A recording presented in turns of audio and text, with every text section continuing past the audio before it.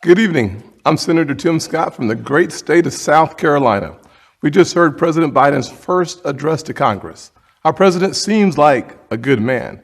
His speech was full of good words, but President Biden promised you a specific kind of leadership.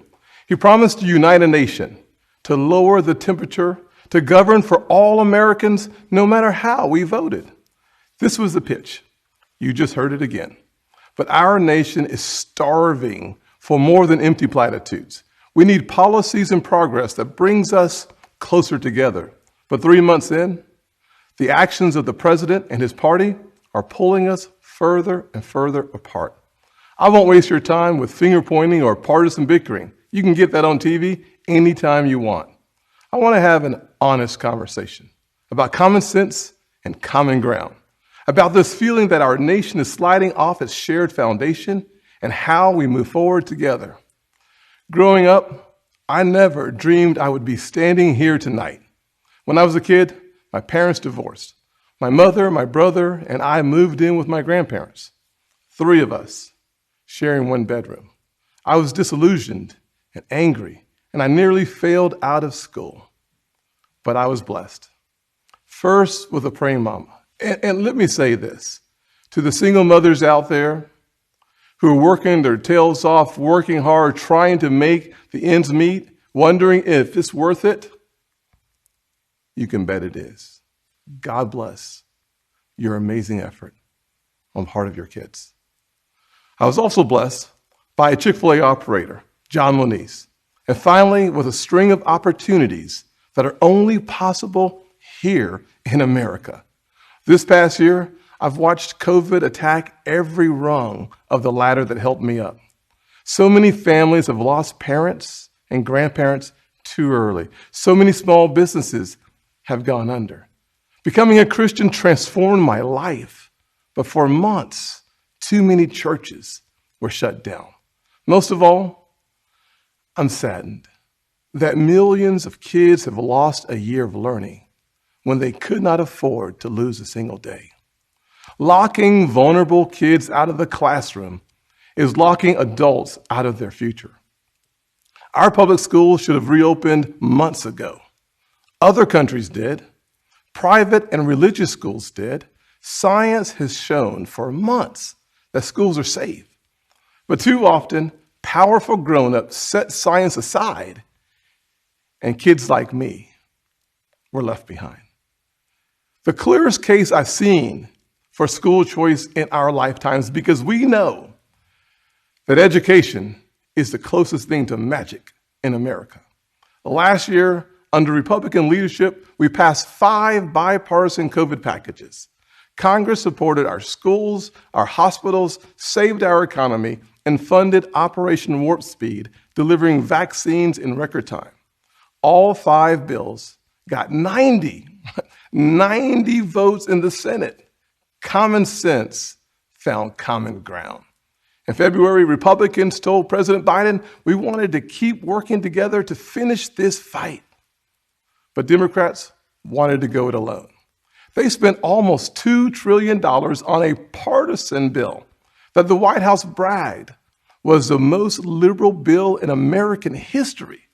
Only 1% went to vaccinations, no requirement to reopen schools promptly. COVID brought Congress together 5 times. This administration pushed us apart. Another issue that should unite us is infrastructure. Republicans support everything you think of when you think of infrastructure. Roads, bridges, ports, airports, waterways, high-speed broadband. We're in for all of that. But again, Democrats want a partisan wish list. They won't even build bridges to build bridges. Less than 6% of the president's plan goes to roads and bridges. It's a liberal wish list of big government waste, plus the biggest job-killing tax hikes in a generation. Experts say when all is said and done, it would lower wages of the average American worker and shrink our economy. Tonight, we also heard about a so-called family plan, even more taxing, even more spending to put Washington even more in the middle of your life from the cradle to college. The beauty of the American dream is that families get to define it for themselves.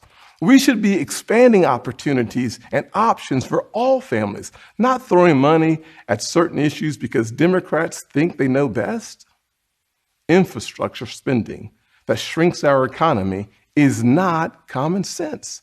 Weakening our southern borders and creating a crisis is not compassionate. The president is also abandoning principles he's held for decades. Now he says your tax dollars should fund abortions. He's laying groundwork to pack the Supreme Court. This is not common ground. Nowhere do we need common ground more desperately than in our discussions of race. I have experienced the pain of discrimination. I know what it feels like to be pulled over for no reason, to be followed around the store while I'm shopping. I remember every morning at the kitchen table, my grandfather would open the newspaper and read it, I thought. But later I realized he had never learned to read it. He just wanted to set the right example. I've also experienced a different kind of intolerance. I get called Uncle Tom and the N-word by progressives, by liberals. Just last week, a national newspaper suggested my family's poverty was actually privilege because a relative owned land generations before my time. Believe me, I know firsthand our healing is not finished. In 2015, after the shooting of Walter Scott, I wrote a bill to fund body cameras. Last year, after the deaths of Breonna Taylor and George Floyd, I built an even bigger police reform proposal. But my Democratic colleagues blocked it. I extended an olive branch. I offered amendments, but Democrats used a filibuster to block the debate from even happening.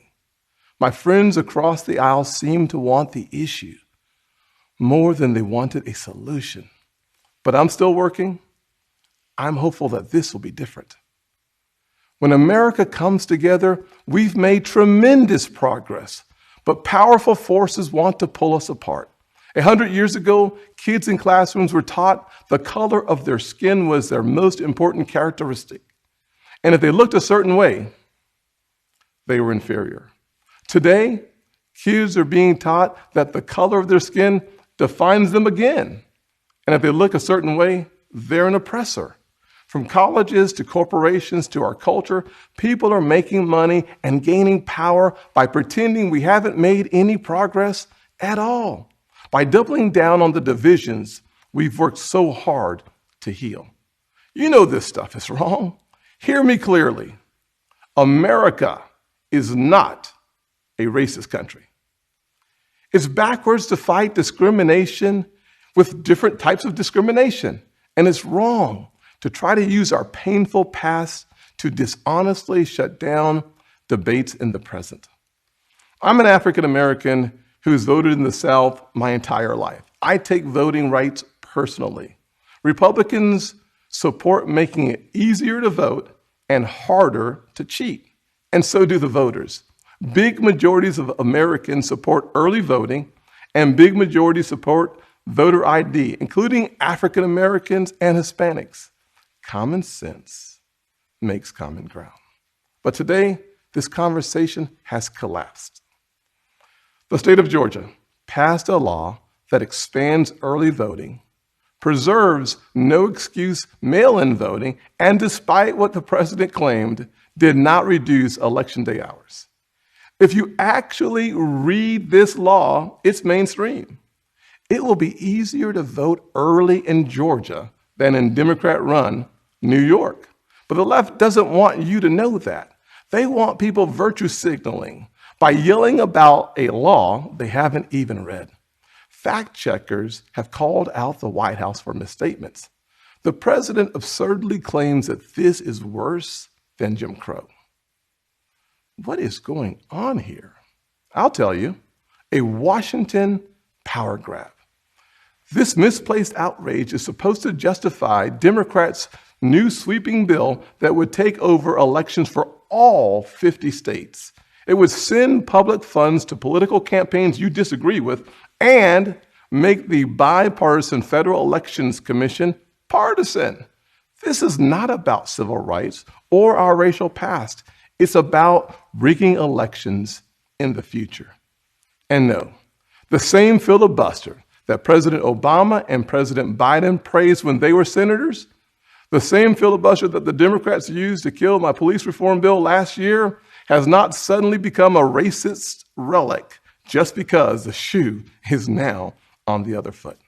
Race is not a political weapon to settle every issue the way one side wants. It's far too important. This should be a joyful springtime for our nation. This administration inherited a tide that had already turned. The coronavirus is on the run. Thanks to Operation Warp Speed and the Trump administration, our country is flooded with safe and effective vaccines. Thanks to our bipartisan work last year, job openings are rebounding. So why do we feel so divided? Anxious.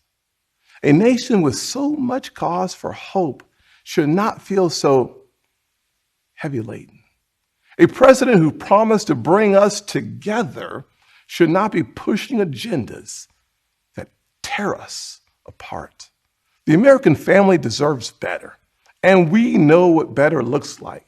Just before COVID, we had the most inclusive economy in my lifetime, the lowest unemployment rates ever recorded for African Americans, Hispanics, and Asians, and a 70-year low nearly for women. Wages were growing faster at the bottom than at the top. The bottom 25% saw their wages go up faster than the top 25%. That happened because Republicans focused on expanding opportunity for all Americans. In addition to that, we passed opportunity zones, criminal justice reform, and permanent funding for historically Black colleges and universities for the first time ever.